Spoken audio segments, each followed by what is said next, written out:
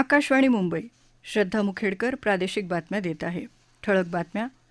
बिहार, आंध्र प्रदेशाप्रमाणे महाराष्ट्रालाही विशेष दर्जा किंवा विशेष पॅकेज मिळावं यासाठी प्रयत्न करण्याची अर्थमंत्री अजित पवार यांची विधानसभेत ग्वाही. T20 विश्वचषक विजेत्या भारतीय संघातल्या मुंबईकर क्रिकेटपटूंचा विधानभवनात सत्कार. भारतीय संघाला राज्य सरकारकडून 11 कोटी रुपयांचं बक्षीस जाहीर. स्पर्धा परीक्षेत गैरव्यवहार रोखण्यासाठीचं महाराष्ट्र स्पर्धा परीक्षा अनुचित मार्ग प्रतिबंध विधेयक विधानसभेत सादर. वैद्यकीय पदव्युत्तर प्रवेशासाठीच्या नीट PG प्रवेश परीक्षेचं सुधारित वेळापत्रक जाहीर. आणि महिला क्रिकेटमध्ये भारत आणि दक्षिण आफ्रिका यांच्यातल्या T20 मालिकेतला पहिला सामना आज चेन्नईत. भारताचा नाणेफेक जिंकून प्रथम क्षेत्ररक्षण करण्याचा निर्णय. बिहार आणि आंध्र प्रदेशाप्रमाणे महाराष्ट्रालाही विशेष दर्जा किंवा विशेष पॅकेज मिळावं यासाठी प्रयत्न करणार असल्याची घोषणा अर्थमंत्री अजित पवार यांनी विधानसभेत केली. अर्थसंकल्पावरच्या चर्चेला ते उत्तर देत होते. भविष्यात उत्पन्न वाढवण्यासाठी प्रयत्न करावेच लागतील असं ते म्हणाले. राजकोषीय तुटीविषयी अर्थसंकल्पावरच्या चर्चेत विविध सदस्यांनी चिंता व्यक्त केली होती. त्यावर राज्यात ही तूट केंद्र सरकारने घालून दिलेल्या 3% मर्यादेत असल्याचं त्यांनी स्पष्ट केलं. 2028 पर्यंत राज्याची अर्थव्यवस्था $1 ट्रिलियन करण्याचं उद्दिष्ट आहे. त्यासाठी विविध स्तरावर प्रयत्न सुरू आहेत अशी माहिती पवार यांनी दिली. राज्यातल्या विविध शहरात मेट्रोचं काम पूर्ण झाल्यावर दळणवळण व्यवस्थेत सुधारणा होईल, परकीय गुंतवणूक वाढेल आणि राज्याच्या अर्थव्यवस्थेत मोठी भर पडेल अशी आशा त्यांनी व्यक्त केली. वेतन, निवृत्तीवेतन आणि व्याजावर राज्य सरकारचा 58% खर्च होतो. भविष्यात हा खर्च वाढत जाणार असल्याचं उत्पन्न वाढवण्यासाठी प्रयत्न करावेच लागणार असल्याचं ते म्हणाले. राज्याची अर्थव्यवस्था चिंताजनक परिस्थितीत आहे अशी बदनामी काही लोक करत आहेत.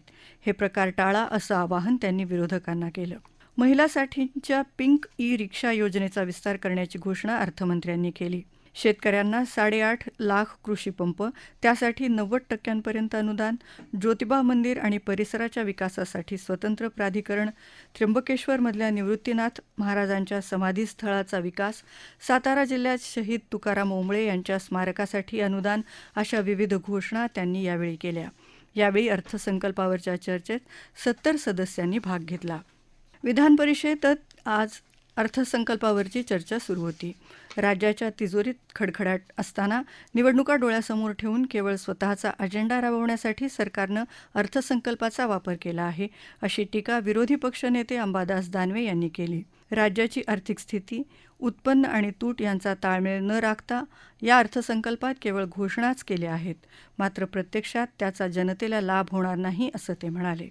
राज्यावर कर्जाचा डोंगर असून कृषी आणि उद्योग क्षेत्राकडे सरकारचं पूर्णपणे दुर्लक्ष झालं आहे असं सांगून ते म्हणाले, जनतेशी संबंधित असलेल्या सर्व विभागांना सर्वात कमी तरतूद या अर्थसंकल्पात आहे. गेल्या अर्थसंकल्पातल्या योजनांची अंमलबजावणी झालेली नाही असं त्यांनी नमूद केलं. स्पर्धा परीक्षेत गैरव्यवहार रोखण्यासाठीचं महाराष्ट्र स्पर्धा परीक्षा अनुचित मार्ग प्रतिबंध विधेयक आज विधानसभेत मांडण्यात आलं. महाराष्ट्र लोकसेवा आयोगाच्या परीक्षा, महाराष्ट्र राज्य परीक्षा परिषदेकडून घेतली जाणारी शिक्षक अभियोग्यता आणि बुद्धिमत्ता चाचणी आणि शिक्षक पात्रता चाचणी यासह शासनाच्या विविध विभाग आणि प्राधिकरणाकडून घेतल्या जाणाऱ्या परीक्षांच्या बाबत या कायद्यातील तरतुदी लागू असतील. यात अयोग्य मार्गांचा वापर करणाऱ्यांना 3 ते 5 वर्ष शिक्षा आणि 10 लाख रुपये दंड करण्याची तरतूद आहे. परीक्षा घेण्याची जबाबदारी असलेल्या संस्थेवर 1 कोटी रुपयेपर्यंत दंड आणि परीक्षेचा खर्च वसूल केला जाणार आहे. याशिवाय त्यांना 4 वर्ष कोणतीही स्पर्धा परीक्षा आयोजित करण्याची जबाबदारी दिली जाणार नाही. सेवा पुरवणाऱ्या संस्थेचे कर्मचारी यात दोषी आढळले तर त्यांनाही 3 ते 10 वर्ष तुरुंगवास आणि 1 कोटी रुपये दंड आकारला जाणार आहे. पेपरफुटीच्या प्रकरणांची चौकशी पोलीस उपअधीक्षक दर्जाच्या अधिकाऱ्यांमार्फत केली जाणार आहे. महागाई सातत्यानं वाढत असून त्याकडे सरकार दुर्लक्ष करत असल्याचा आरोप करत महाविकास आघाडीनं आज विधानभवन परिसरात निदर्शनं केली. विधानसभेतले विरोधी पक्षनेते विजय वडेट्टीवार आणि विधान परिषदेतले विरोधी पक्षनेते अंबादास दानवे यांच्या नेतृत्वाखाली आमदारांनी विधानभवनाच्या पायऱ्यांवर जोरदार घोषणा दिल्या. T20 विश्वचषक विजेत्या भारतीय संघातल्या मुंबईकर क्रिकेटपटूंचा आज विधानभवनात मुख्यमंत्री एकनाथ शिंदे यांच्या हस्ते सत्कार झाला. विश्वचषक विजेत्या भारतीय संघाला राज्य सरकारनं 11 कोटी रुपयांचं बक्षीस जाहीर केल्याची घोषणा मुख्यमंत्र्यांनी या कार्यक्रमात केली. आजच्या सत्कारमूर्तींमध्ये संघाचा कर्णधार रोहित शर्मा तसंच सूर्यकुमार यादव, शिवम दुबे आणि यशस्वी जयस्वाल या खेळाडूंचा समावेश होता. गोलंदाजी प्रशिक्षक पारस म्हांबरे आणि संघ व्यवस्थापक अरुण कानडे यांचाही सत्कार मुख्यमंत्र्यांनी केला. देशाला संपूर्ण संघाचा अभिमान असून सर्वोत्तम क्रिकेटपटू घडवण्यासाठी मुंबईत अकादमी सुरू करायला राज्य सरकार पूर्ण सहकार्य करेल असं आश्वासन मुख्यमंत्र्यांनी यावेळी दिलं. भारतीय क्रिकेटच्या इतिहासात विश्वविजेत्या भारतीय संघाचं नाव नोंदवलं जाईल असं उपमुख्यमंत्री देवेंद्र फडणवीस यावेळी म्हणाले. मुंबईत कालच्या गर्दीचं योग्य नियोजन करणाऱ्या पोलिसांचे आणि त्यांना सहकार्य करणाऱ्या नागरिकांचे त्यांनी आभार मानले. मुंबईत वानखेडेपेक्षा मोठं मैदान उभं करावं अशी मागणी त्यांनी बीसीसीआयचे खजिनदार आशिष शेलार यांच्याकडे केली. रोहितनं T20मधून निवृत्ती स्वीकारली असली तरी भविष्यात T20 सामने पाहताना त्याची आठवण येत राहील असं उपमुख्यमंत्री अजित पवार म्हणाले. विविध सामन्यात विविध खेळाडूंनी चांगली कामगिरी केल्यानं हा विजय साकार झाला असल्याचं कर्णधार रोहित शर्मा यानं यावेळी सांगितलं. या प्रादेशिक बातम्या आकाशवाणीच्या मुंबई केंद्रावरून देत आहोत. वैद्यकीय पदव्युत्तर प्रवेशासाठीच्या नीट पीजी प्रवेश परीक्षेचं सुधारित वेळापत्रक राष्ट्रीय परीक्षा महामंडळानं आज जाहीर केलं. त्यानुसार नीट पीजी प्रवेश परीक्षा 2024 आता 11 ऑगस्ट या दिवशी 2 सत्रात घेतली जाणार आहे. ही परीक्षा गेल्या महिन्यात परीक्षेच्या आदल्या दिवशी पुढे ढकलण्यात आली होती. महिला क्रिकेटमध्ये भारत आणि दक्षिण आफ्रिका यांच्यातल्या T20 मालिकेतला पहिला सामना आज होत आहे. चेन्नईतल्या चिदंबरम स्टेडियमवर संध्याकाळी 7 वाजता हा सामना सुरू झाला. भारतानं नाणेफेक जिंकून प्रथम क्षेत्ररक्षण करायचा निर्णय घेतला आहे. दक्षिण आफ्रिकेच्या महिला संघाला या भारत दौऱ्यात आत्तापर्यंत यश मिळवता आलेलं नाही. एकदिवसीय सामन्यांच्या मालिकेत भारतानं त्यांना 3-0नं पराभूत केलं होतं, तर दोन्ही संघांमध्ये झालेल्या एकमेव कसोटी सामन्यात भारतानं 10 गडी राखून त्यांच्यावर विजय मिळवला होता. सैन्य दलात अतुलनीय शौर्यासाठी दिले जाणारे कीर्तीचक्र तसंच शौर्यचक्र पुरस्कारांचं वितरण आज राष्ट्रपती द्रौपदी मुर्मू यांच्या हस्ते झालं. यामध्ये 7 मरणोत्तर कीर्तीचक्र तसंच 9 मरणोत्तर शौर्यचक्रांचा समावेश होता. नवी दिल्लीत राष्ट्रपती भवनात लष्करी अधिकारी शौर्य पदक वितरण सोहळा 2024चं आयोजन लष्करानं केलं होतं. या कार्यक्रमाला उपराष्ट्रपती जगदीप धनखड, प्रधानमंत्री नरेंद्र मोदी, विरोधी पक्षनेते राहुल गांधी, संरक्षण मंत्री राजनाथ सिंह यांच्यासह अनेक मान्यवर उपस्थित होते. नीती आयोगाच्या संपूर्णता अभियानात आज गडचिरोली जिल्ह्यात अहेरी, सिरवंचा आणि भामरागड या 3 तालुक्यांमध्ये या अभियानाचं उद्घाटन जिल्हा परिषदेत झालं.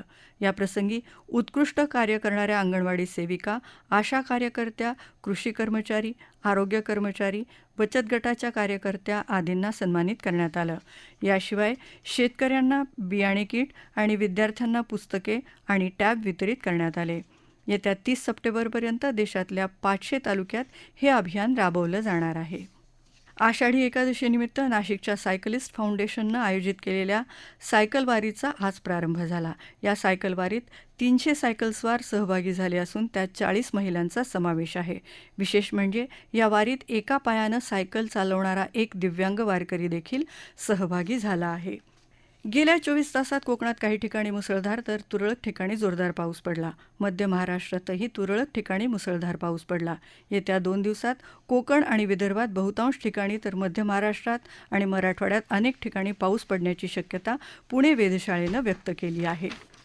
विधान परिषदेत द्वैवार्षिक निवडणुकीसाठी मतदान होणार हे आज स्पष्ट झालं. अर्ज मागे घेण्याच्या आजच्या शेवटच्या दिवशी कुणीही अर्ज मागे न घेतल्यानं 11 जागांसाठी 12 उमेदवार रिंगणात आहेत. आता 12 जुलै रोजी मतदान होऊन त्याच दिवशी सायंकाळी मतमोजणी होणार आहे. ठळक बातम्या पुन्हा एकदा. बिहार, आंध्र प्रदेशाप्रमाणे महाराष्ट्रालाही विशेष दर्जा किंवा विशेष पॅकेज मिळावं यासाठी प्रयत्न करण्याची अर्थमंत्री अजित पवार यांची विधानसभेत ग्वाही. T20 विश्वचषक विजेत्या भारतीय संघातल्या मुंबईकर क्रिकेटपटूंचा विधानभवनात सत्कार. भारतीय संघाला राज्य सरकारकडून 11 कोटी रुपयांचं बक्षीस जाहीर. स्पर्धा परीक्षेत गैरव्यवहार रोखण्यासाठीचं महाराष्ट्र स्पर्धा परीक्षा अनुचित मार्ग प्रतिबंध विधेयक विधानसभेत सादर. वैद्यकीय पदव्युत्तर प्रवेशासाठीच्या नीट पीजी प्रवेश परीक्षेचं सुधारित वेळापत्रक जाहीर आणि महिला क्रिकेटमध्ये भारत आणि दक्षिण आफ्रिका यांच्यातल्या T20 मालिकेतला पहिला सामना आज चेन्नईत भारताचा नाणेफेक जिंकून प्रथम क्षेत्ररक्षण करण्याचा निर्णय. याबरोबरच आकाशवाणी मुंबई केंद्रावरचं हे प्रादेशिक बातमीपत्र संपलं. नमस्कार.